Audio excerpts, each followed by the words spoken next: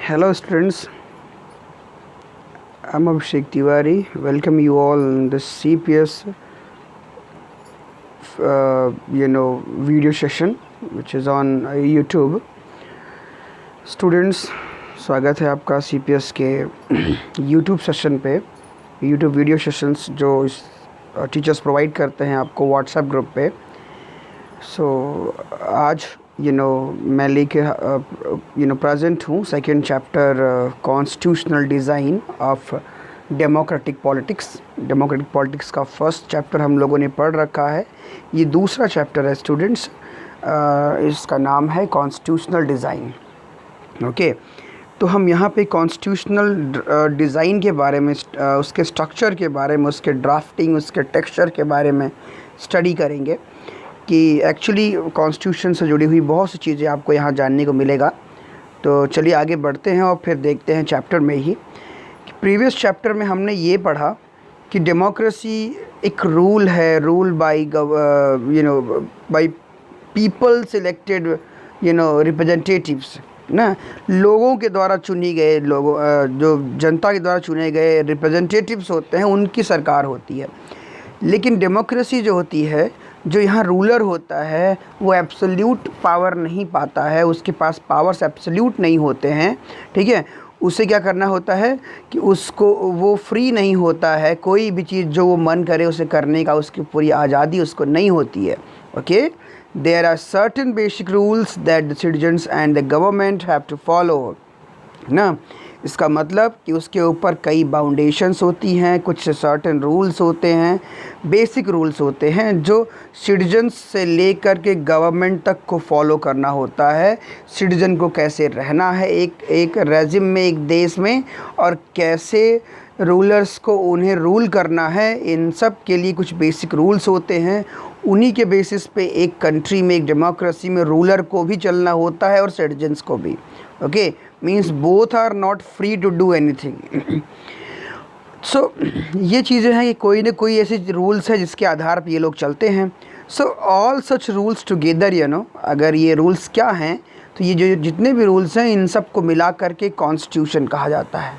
ठीक है, इनको मिला करके कॉन्स्टिट्यूशन कहा जाता है, संविधान कहा जाता है, which is the supreme law of the country, जो कि एक देश का सुप्रीम लॉ कहलाता है, सबसे सर्वोच्च कानून कहलाता है.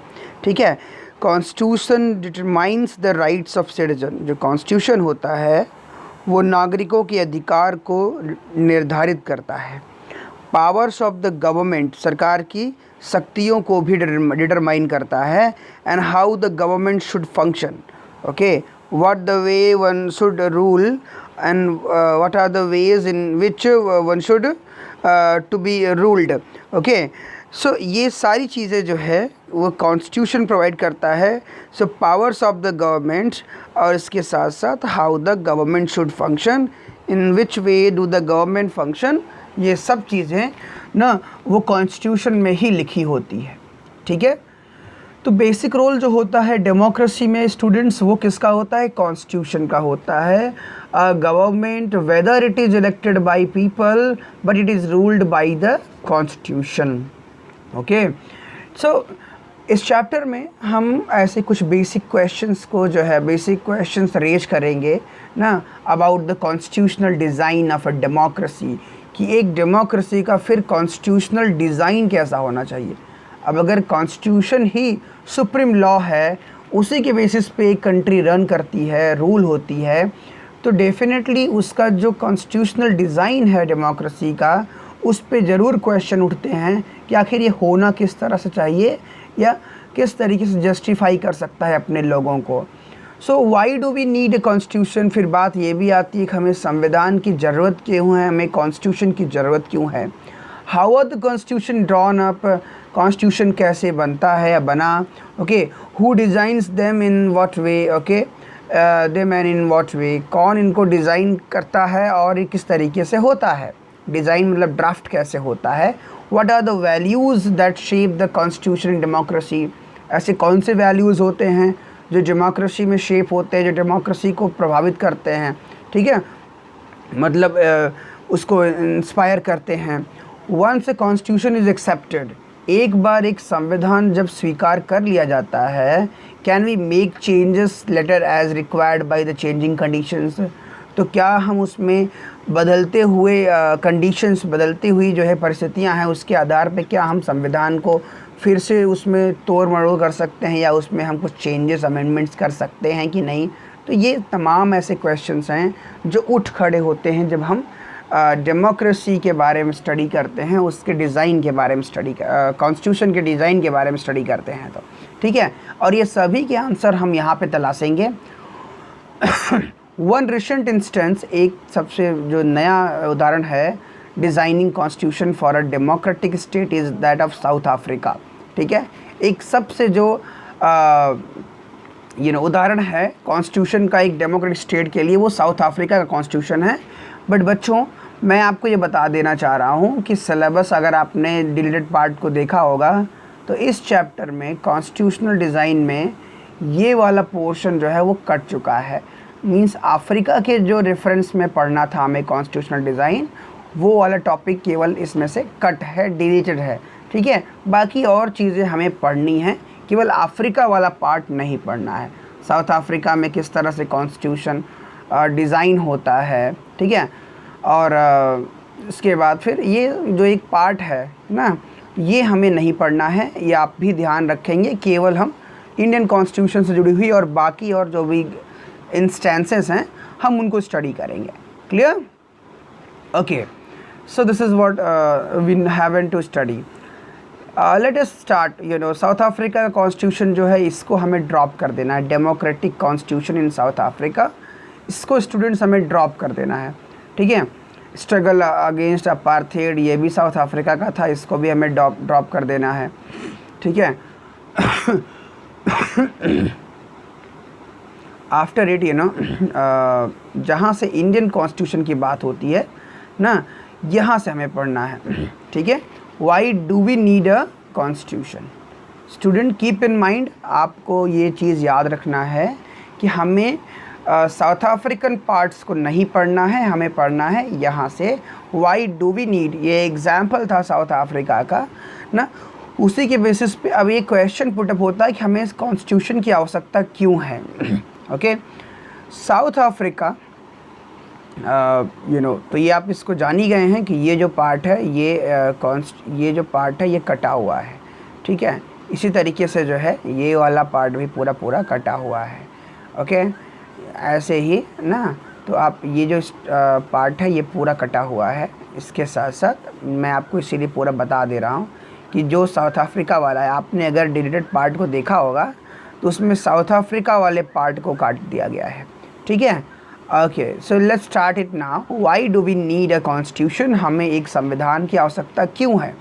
साउथ अफ्रीका का जो एग्जाम्पल है ना, जो फिलहाल आप नहीं पढ़ पाए ना, is a good way to understand why we need a constitution. ये एक बेहतर तरीका है समझने का कि हमें संविधान की ज़रूरत क्यों है। And what do constitution do, और संविधान करता क्या है। ठीक है, the oppressor and the oppressed in this new democracy were planning to live together as equals. ठीक है, कि साउथ अफ्रीका में क्या होता है कि बहुत लंबा जो है एक अपार्थेड का मूवमेंट चला, नस्ल भेद जिसको कहते हैं ना, इसका मतलब कलर डिस्क्रिमिनेशन का एक दौर चला। ब्लैक लोगों को बहुत देर तक सत्ता से दूर रखा गया, उसके लिए उन्हें बहुत ऑप्रेस किया गया, और ऑपरेसर्स जो थे वो वाइट पीपल्स थे उसी कंट्री के। तो ये ऑपरेशर और ऑप्रेस्ड हो गए, दोनों ही क्या थे? इन दिस न्यू डेमोक्रेसी वो प्लानिंग टू लीव टुगेदर। वो इस नई डेमोक्रेसी में ना, जब वहाँ पे साउथ अफ्रीका में इस्टेब्लिश हुआ तो दोनों ने साथ रहना, एक बराबर अधिकारों के साथ रहने को एक्सेप्ट किया। ठीक है, it was not going to be easy for them to trust each other. However, हालांकि ये आसान नहीं था दोनों के लिए कि एक दूसरे को एक्सेप्ट करें ना, एक दूसरे के ऊपर ट्रस्ट जो है करें ना, ये आसान नहीं था, क्योंकि दोनों, एक तो डरा हुआ था और एक ने डराया हुआ था इतने दिनों तक। तो दोनों के बीच में विश्वास जगाना बहुत ही बड़ी बात थी। ठीक है, they had fear, their fears, उनके अपने अपने डर थे। They wanted to safeguard their interest, वो सब अपने अपने हितों को सुरक्षित रखना चाहते थे ना, चाहे वो ब्लैक थे चाहे वाइट थे। The black majority was keen to ensure that the democratic principle of majority rule was not comprised.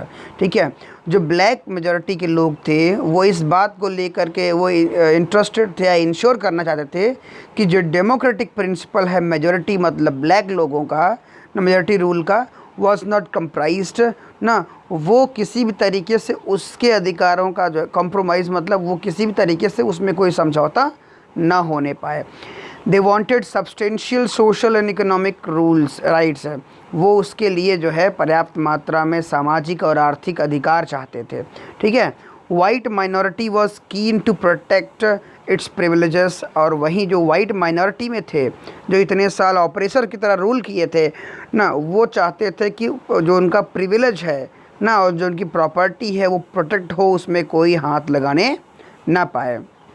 Okay, सो बड़े लंबे जो है समझौतों के बाद, निगोशिएशंस के बाद दोनों ही पार्टीज़ एग्री होती हैं कॉम्प्रोमाइज़ समझौता करने के लिए। वाइट्स जो होते हैं वो एग्री हो जाते हैं कि जो प्रिंसिपल ऑफ मेजॉरिटी रूल है उसको लेकर के वो ना, जो मेजॉरिटी रूल का जो सिद्धांत होता है उसको लेकर के सहमत हो जाते हैं वाइट लोग। And that of one person one vote, और एक व्यक्ति को एक वोट मिलेगा जो अपने यहाँ भी चलता है, इसके लिए भी सहमत हो गए वो। They also agreed to accept some basic rights for the poor, गरीबों के लिए कुछ बेसिक राइट्स होने चाहिए, उसको भी एक्सेप्ट कर लिया उन्होंने ना, और गरीबों और मज़दूरों के लिए। Black agreed that majority rule would not be absolute, black लोगों ने भी इस बात को समझौते में एक्सेप्ट किया कि मेजॉरिटी का रूल एब्सोल्यूट नहीं होगा, निरंकुश नहीं होगा, मतलब जो मेजॉरिटी ब्लैक लोग हैं ये मनमाने ढंग से रूल नहीं करेंगे। ठीक है, they agreed that the majority would not take away the property of the white minority. Okay, वो इस बात से सहमत हो गए कि जो मेजॉरिटी है, मेजॉरिटी जो है वो कहीं से भी प्रॉपर्टीज़, वाइट माइनॉरिटीज़ की प्रॉपर्टीज़ को टच नहीं करेगी, छुएगी नहीं या नहीं लेगी उनकी। So this compromise was not easy, ये कंप्रोमाइज़ आसान नहीं था साउथ अफ्रीका में। How was this compromise going to be implemented, ये कंप्रोमाइज़ किस तरह से इम्प्लीमेंट हुआ। Even if they manage to trust each other ना, भले ही वो लोग एक दूसरे को ट्रस्ट करना उन्होंने मैनेज किया, एक दूसरे को विश्वास करना, what was the guarantee that this trust will not be broken in future, तो आखिर गारंटी क्या थी कि ये ट्रस्ट जो है वो भविष्य में टूटेगा नहीं। The only way to build and maintain trust in such a situation is to write down some rules of the game that everyone would abide by ना, तो इसका एक ही तरीका था कि सब लोग मिल कर के ऐसे रूल बनाते जिसको हर कोई सख्ती से मानता, पालन करता। ठीक है, तो ऐसे रूल्स जो थे, lay down how the rulers are to be chosen in future, ये जो कानून थे, ये जो रूल्स थे, ये इनमें ये निर्धारित किया गया कि फ्यूचर में कैसे रूलर्स चुने जाएंगे। These rulers are determined what the elected governments are empowered to do, और ये रूलर्स जो है वो निर्धारित करेंगे कि जो इलेक्टेड गवर्नमेंट्स हैं ना, आर एम्पावर्ड, उन्हें क्या शक्तियाँ मिली हैं कार्य करने के लिए, and what they can not do, और ऐसी क्या चीज़ें हैं जो वो नहीं कर सकते हैं। अंत में क्या होता है कि ये जो रूल्स डिसाइड होते हैं वो राइट्स ऑफ सिटीजन्स, मतलब इन रूल्स के माध्यम से राइट्स ऑफ सिटीजन डिसाइड होता है। These rules will work only if the winner can not change them very easily. ठीक है, ये रूल्स जो है तभी फंक्शन करेंगे जब जो विनर होगा इलेक्शंस वगैरह का वो ईज़िली इन चीज़ों को बदल नहीं सकेगा। सो this is what the south Africans did, यही वो तरीका था जो साउथ अफ्रीका के लोगों ने किया ना। तो वो क्या हुए थे, कुछ बेसिक रूल्स को लेकर के दोनों ही पार्टीज़ एग्री हुए। दे also agreed that these rules will be supreme, वो इस बात के लिए भी एग्री हुए कि हम जो है एक सुप्रीम लॉ के द्वारा रूल होंगे ना, कि रूल जो होगी, जो लॉ होगा वही हम उसको मानेंगे, वो सबसे बड़ा होगा। That no government will be able to ignore these, और कोई भी सरकार वो कभी भी इन लॉज को इग्नोर नहीं करेगी ना। So this set of basic rule is called a constitution. तो स्टूडेंट्स, यही जो बेसिक रूल होता है ना, इन्हीं को हम संविधान कहते हैं, कॉन्स्टिट्यूशन कहते हैं। क्लियर ना। तो ये एक एग्जाम्पल साउथ अफ्रीका का था, उसके बेसिस पे हम लोगों ने समझा कि एक्चुअली संविधान या कॉन्स्टिट्यूशन किसको कहते हैं। ठीक है, तो ये होता है constitution. Okay, so constitution making is not a unique of to South Africa. संविधान जो निर्माण था वो कोई यूनिक प्रोसेस नहीं था साउथ अफ्रीका में। हर देश में जो है डाइवर्स ग्रुप ऑफ पीपल रहते हैं, भिन्न भिन्न टाइप के लोग रहते हैं ना, उनके जो रिलेशनशिप होते हैं ना वो हर जगह बुरे ही नहीं होते हैं as that between the whites and black in South Africa. जैसे कि काले और गोरे लोग साउथ अफ्रीका में थे, ऐसा हर जगह नहीं होता है। लेकिन पूरे विश्व में जो है लोग अपने मतभेदों और अपने विचारों और अपने हितों उनके सबके होते हैं, मतलब सबके अलग अलग विचार, सबके अलग अलग अपने इंटरेस्ट सबके होते हैं, भले उनके बीच मतभेद हो चाहे ना हो ना। वेदर डेमोक्रेटिक और नॉट, वो लोकतांत्रिक हैं या नहीं हैं, अधिकतर देश ऐसे हैं इन द वर्ल्ड ओके पूरी दुनिया में need to have these basic rules है, उन्हें इन बेसिक रूल्स को अडॉप्ट करने की आवश्यकता होती है। Okay, this applies not just to governments, और ये जो लॉज होते हैं ये केवल गवर्नमेंट्स पे अप्लाई नहीं होते हैं। Any association needs to have its constitution, किसी भी जो है एसोसिएशन को आवश्यकता होती है वो अपना कॉन्स्टिट्यूशन रखें, उसी के आधार पर रूल करें। It could be A club in your area, या आपके एरिया का कोई क्लब हो सकता है, कोऑपरेटिव सोसाइटी हो सकती है। ठीक है, इसके अलावा जो है पॉलिटिकल पार्टीज़ हो सकते हैं। They all need a constitution, हर किसी को जिसको एक संगठित एक कोहेरेंट वे में आगे बढ़ना है उसको अपना एक कॉन्स्टिट्यूशन, अपना एक नियम कानून रखना होता है जिसको सब माने, तभी जाकर के वहाँ डेवलपमेंट पॉसिबल हो सकता है। इसलिए कॉन्स्टिट्यूशन जो है किसी देश का वो क्या होता है, constitution is a set of written rules that are accepted by all people living together in a country। Okay, तो ये कॉन्स्टिट्यूशन की डेफिनेशन में आप इसको शामिल कर सकते हैं। Constitution is a supreme law, ये भी आप लिखेंगे, that it determines the relationship among people living in the territory and also the relationship between the people and government. लोगों के बीच में, एक क्षेत्र में रहने वाले लोगों के बीच में भी संबंध को निर्धारित करता है, और इसके अलावा रूल करने वाले और रूल होने वालों के बीच के रिलेशन को भी डिटरमाइन करता है constitution. Constitution does many things, एक संविधान बहुत चीज़ें करता है। वो बहुत चीज़ें क्या हैं वो आप यहाँ पे देख लीजिए। ठीक है, फटाफट। पहली चीज़, it generates a degree of trust and coordination that is necessary. Okay, that is necessary for the different kinds of people live together. Okay, तो ये क्या करता है, संविधान एक डिग्री ऑफ ट्रस्ट और कोऑर्डिनेशन को जनरेट करता है ना, जो आवश्यक होता है अलग अलग लोगों के बीच में एक साथ रहने के लिए। तो ये काम कौन करता है, कॉन्स्टिट्यूशन करता है। सेकंड होता है कि the specifies how the government will be constituted, who will have power to take which decision. इसके अलावा संविधान ही स्पेसिफाई करता है कि गवर्नमेंट कैसे बनेगी और कौन लोग होंगे जो गवर्नमेंट के डिसीजंस में पार्टिसिपेट करेंगे, ये भी काम कॉन्स्टिट्यूशन करता है। तीसरी बात ये कि it lays down limits on the powers, शक्तियों पर नियंत्रण रखता है of the government and tells us what the right of the citizens are. इसके अलावा ना ये क्या करता है, ये सरकार की शक्तियों को नियंत्रित करता है संविधान, और हमें बताता है कि हमारे अपने अधिकार क्या हैं जो हम सरकार से मांग कर सकते हैं, ये भी वही करता है। ओके, फोर्थ होता है कि it expresses the aspiration of the people about creating a good society ना। संविधान जो होता है वो एक उम्मीद को, एक एस्पिरेशन को व्यक्त करता है लोगों की, जिसमें लोग ये चाहते हैं कि उनके लिए एक अच्छा समाज बने और एक अच्छा समाज के लिए एक अच्छा संविधान होना चाहिए। तो ये इसकी एस्पिरेशन, इसकी मांग जो है लोगों के द्वारा होती है, ये सारे फंक्शंस कॉन्स्टिट्यूशन करता है। सो जितने भी देश हैं उनके अपने कॉन्स्टिट्यूशंस हैं, वो आर नॉट नेसेसरली डेमोक्रेटिक, सबके संविधान हैं लेकिन सब डेमोक्रेटिक हों ऐसा भी नहीं है ना। सारे देश जो हैं वो जो डेमोक्रेटिक हैं उनके पास तो अपना संविधान है ही ना।